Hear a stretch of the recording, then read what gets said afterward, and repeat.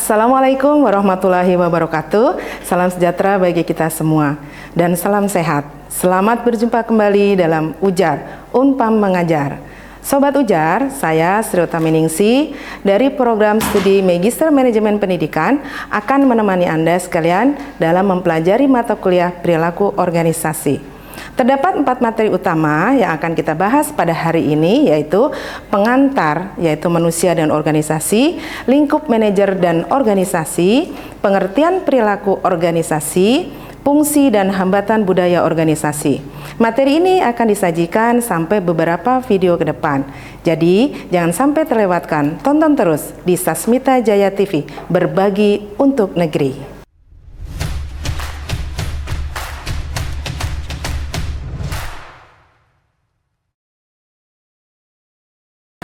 Baik Sobat Ujar, dalam diskusi kali ini kita akan mengulas konsep manusia dan organisasi yang merupakan 2 elemen fundamental dalam studi perilaku organisasi.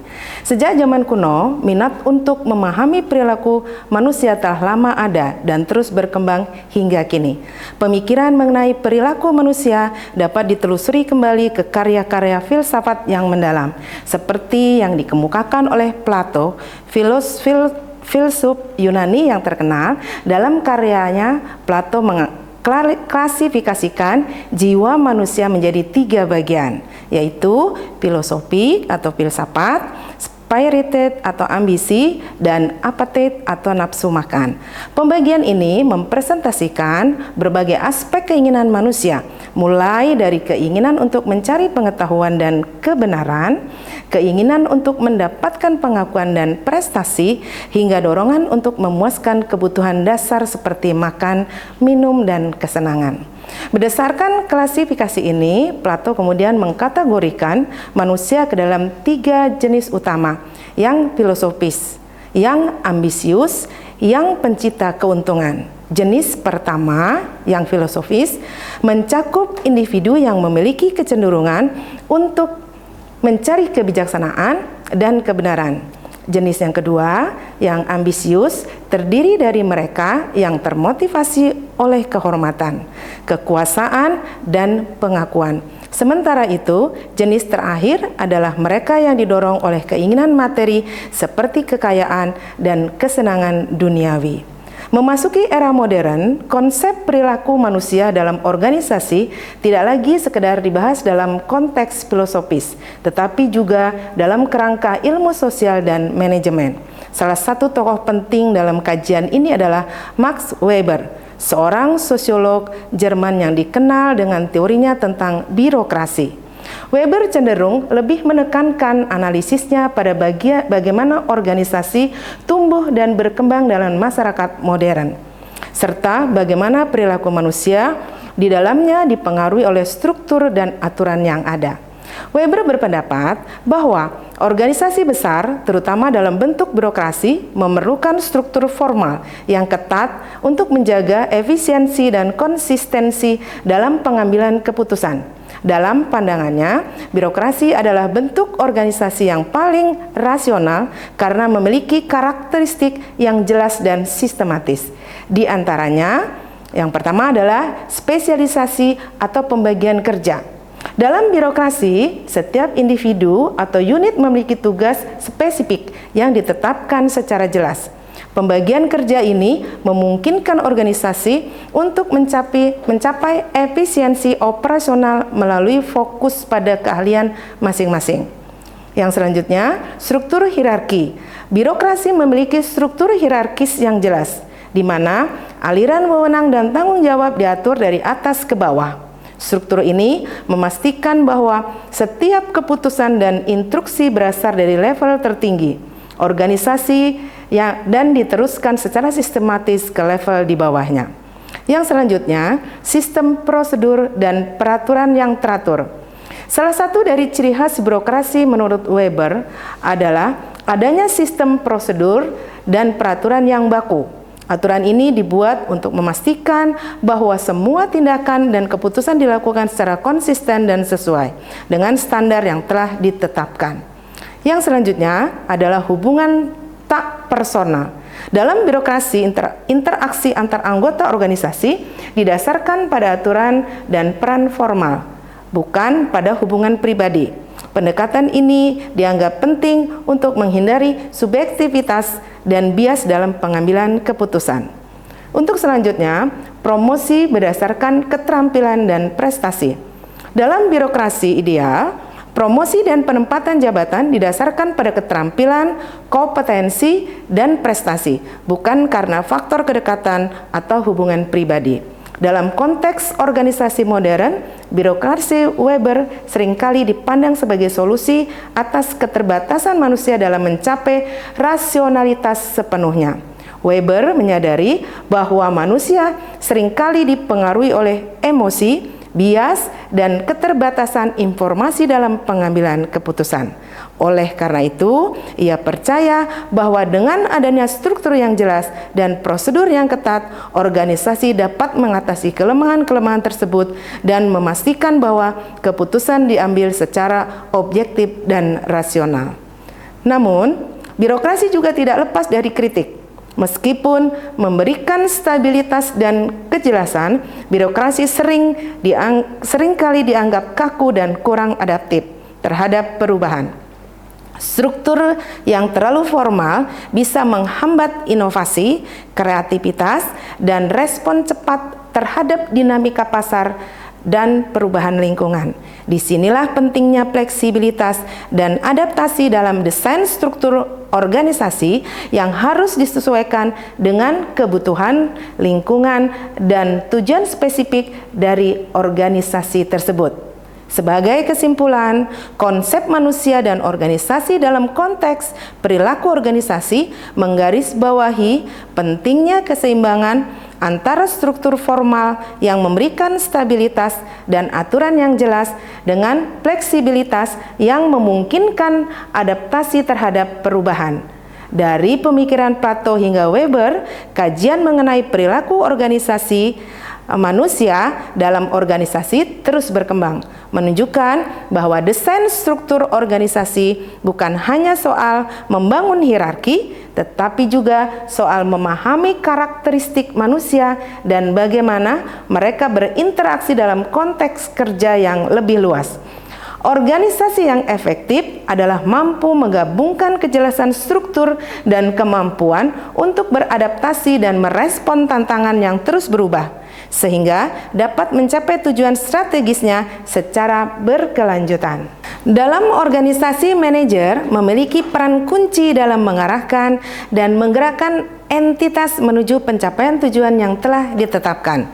Menurut Robin dan Jas 2011, manajer bertanggung jawab tidak hanya untuk menetapkan tujuan organisasi, tetapi juga untuk mencapai melalui kerjasama dengan bawahannya.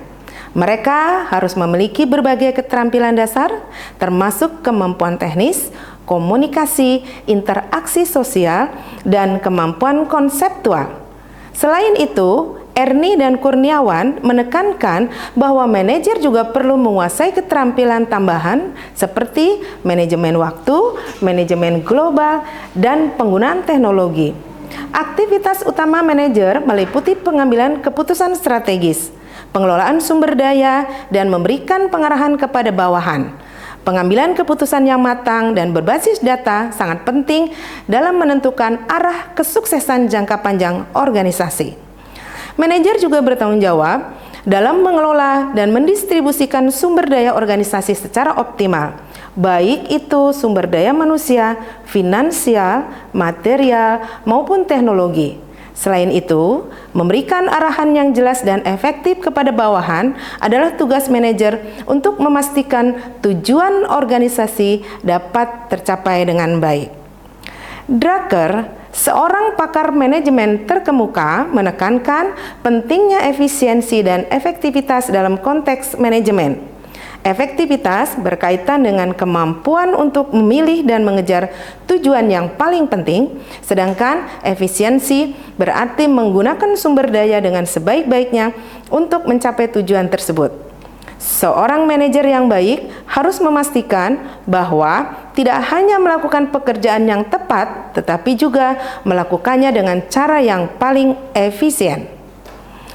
Pertama, perilaku organisasi. Studi perilaku organisasi mempelajari bagian perilaku organisasi, kelompok, dan struktur mempengaruhi organisasi dalam rangka meningkatkan efektivitasnya. Robin dan Jess menjelaskan bahwa perilaku organisasi fokus pada interaksi antara individu, kelompok, dan struktur dalam lingkungan kerja yang kemudian berdampak pada kinerja organisasi. Perilaku organisasi mencakup kajian perilaku individu, dinamika kelompok, dan struktur organisasi yang kompleks. Perilaku individu dalam organisasi melibatkan aspek motivasi, kepemimpinan, komunikasi, dan konflik yang muncul dalam menjalankan tugas. Di sisi lain, perilaku kelompok lebih menekankan pada dinamika sosial, koordinasi, dan komunikasi antar anggota dalam mencapai tujuan bersama. Sementara itu, perilaku institusional berfokus pada budaya organisasi, norma, dan nilai-nilai yang mengarahkan interaksi dan produktivitas di lingkungan kerja. Fred Sultan mendefinisikan perilaku organisasi sebagai ilmu yang mempelajari perilaku manusia dalam organisasi dengan tujuan untuk memahami, memprediksi, dan mengendalikan perilaku tersebut. Gibson dan kawan-kawan juga menegaskan bahwa perilaku organisasi adalah studi tentang bagaimana orang bertindak dalam organisasi dan bagaimana perilaku tersebut mempengaruhi kinerja organisasi. Sedangkan Kate Davis di sisi lain menyatakan bahwa perilaku organisasi bertujuan untuk meningkatkan produktivitas, memaksimalkan kepuasan kerja, dan meningkatkan kesejahteraan individu di tempat kerja. Dari berbagai definisi tersebut, dapat disimpulkan bahwa perilaku organisasi merupakan pendekatan interdisipliner yang menggabungkan elemen psikologi, sosiologi, antropologi, dan manajemen. Tujuan utamanya adalah memahami dan mengelola perilaku manusia dalam konteks organisasi sehingga dapat mendukung pencapaian tujuan strategis serta menciptakan lingkungan kerja yang produktif dan harmonis. 2. Fungsi dan hambatan budaya organisasi. Yang pertama, budaya organisasi memiliki peran penting dalam mempengaruhi dinamika internal suatu organisasi. Menurut Robin dan Jess, budaya organisasi memiliki beberapa fungsi penting. Yang pertama adalah identitas unik, yaitu budaya memberikan jati diri yang khas bagi organisasi, membedakannya dari organisasi lain. Selanjutnya adalah solidaritas dan loyalitas. Budaya mempercepat hubungan antara anggota organisasi, menciptakan rasa kebersamaan dan loyalitas. Yang selanjutnya, komitmen kolektif. Budaya mendorong komitmen mendalam terhadap tujuan dan nilai bersama, mengatasi kepentingan individu demi semangat kerja tim. Yang selanjutnya, stabilitas sistem sosial. Budaya menjaga konsistensi dan kohesi perilaku anggota organisasi melalui kerangka referensi yang jelas dan dapat diprediksi. Selanjutnya, kontrol sosial. Budaya berperan sebagai mekanisme kontrol yang mengarahkan perilaku dan sikap karyawan menuju tujuan organisasi, terutama dalam kondisi kerja dinamis dan kompleks.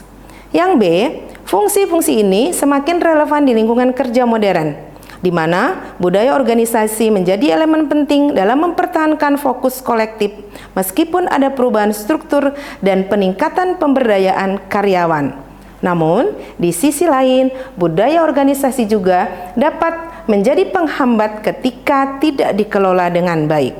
Beberapa fungsi budaya organisasi meliputi antara lain ada hambatan untuk berubah.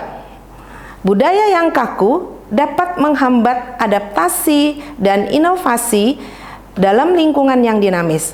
Ketika nilai-nilai yang ada tidak lagi mendukung efektivitas organisasi, resistensi terhadap perubahan bisa mengganggu kemampuan organisasi untuk tetap kompetitif.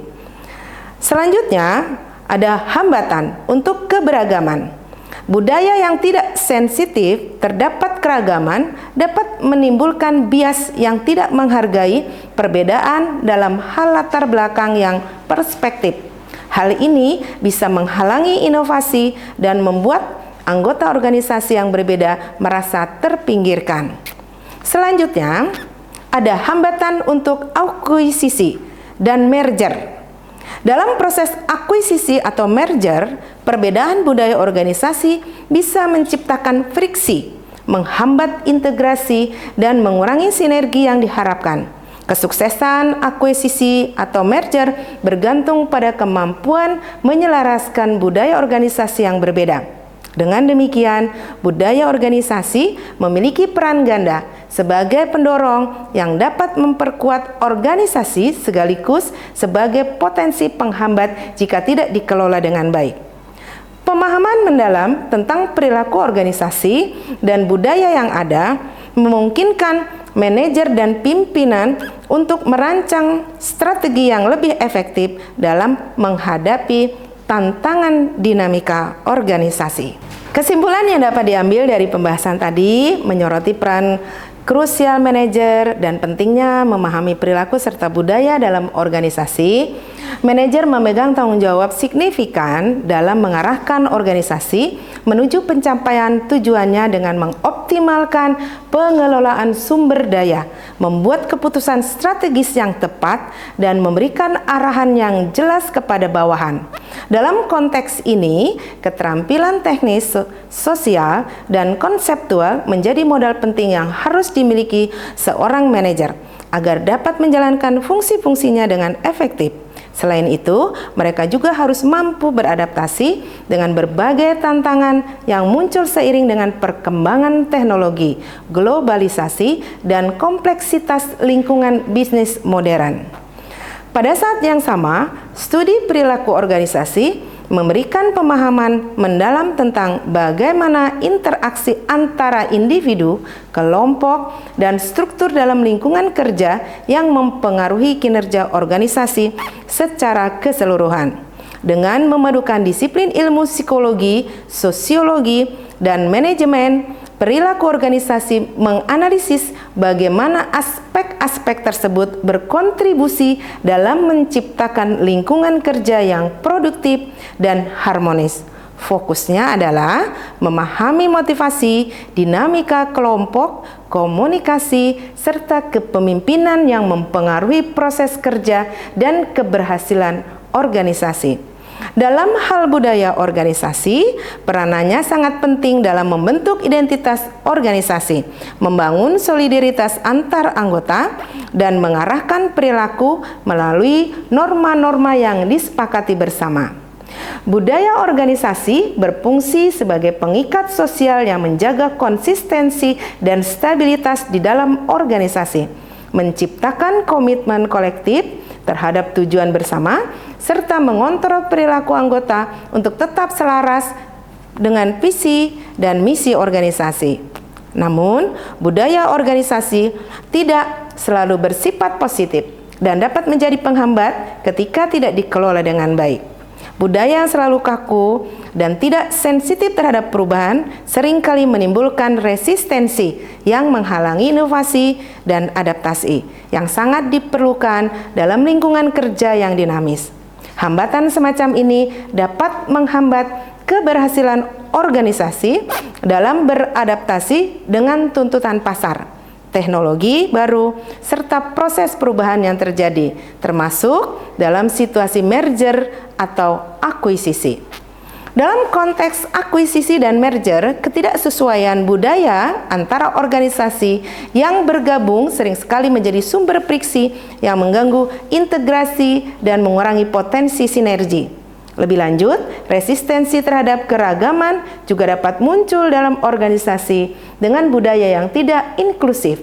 Budaya yang tidak menghargai perbedaan dalam hal latar belakang, perspektif, atau pengalaman anggota organisasi berisiko menghambat kreativitas dan inovasi yang justru bisa memperkaya organisasi. Kurangnya kesadaran terhadap pentingnya keberagaman dapat menyebabkan diskriminasi, mengisolasi sekelompok tertentu, dan akhirnya merugikan iklim kerja. Dalam menghadapi berbagai tantangan tersebut, adaptabilitas budaya menjadi faktor kunci yang menentukan kelangsungan dan pertumbuhan organisasi. Kepemimpinan yang efektif, yang peka terhadap dinamika budaya, dan mampu menyeimbangkan antara kebutuhan akan stabilitas dan inovasi sangat penting dalam membentuk budaya yang fleksibel, responsif terhadap perubahan. Manajer dan pimpinan dalam organisasi harus mampu mengidentifikasi kapan dan bagaimana perubahan budaya perlu dilakukan, sekaligus memastikan bahwa nilai-nilai dasar yang menjadi pondasi organisasi tetap terjaga.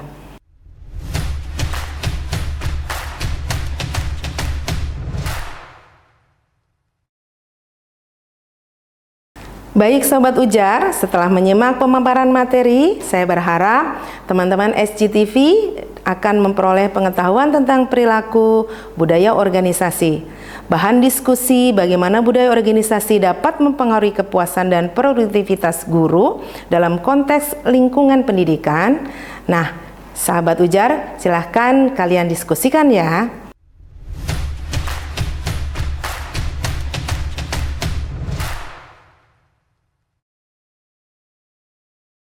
Sobat Ujar, kita sudah berada di penghujung acara. Dari materi yang sudah saya sampaikan, bisa disimpulkan bahwa maka dengan demikian keberhasilan sebuah organisasi sangat dipengaruhi oleh bagaimana manajemen dan budaya organisasi dikelola secara sinergi. Di satu sisi, peran manajer dalam mengambil keputusan, pengelola sumber daya, dan memberikan arahan strategis harus dilaksanakan dengan keterampilan dan kecakapan yang mumpuni. Di sisi lain, pengelolaan budaya organisasi yang adaptif, inklusif, dan mendukung kolaborasi antar anggota menjadi elemen kunci dalam menjaga dinamika organisasi tetap sehat dan berkelanjutan.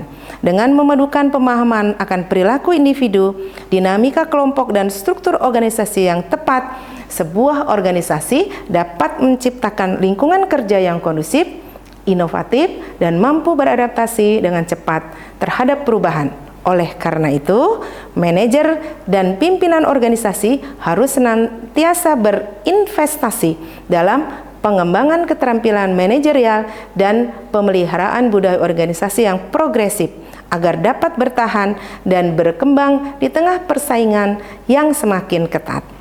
Adaptabilitas, inovasi, dan kepemimpinan yang visioner adalah pilar utama yang akan menopang kelangsungan dan pertumbuhan organisasi dalam jangka panjang. Sobat Ujar, demikianlah materi perilaku budaya organisasi. Sekian materi dari saya. Saya Sri Utaminingsih undur diri. Sampai ketemu kembali di episode berikutnya. Wassalamualaikum warahmatullahi wabarakatuh.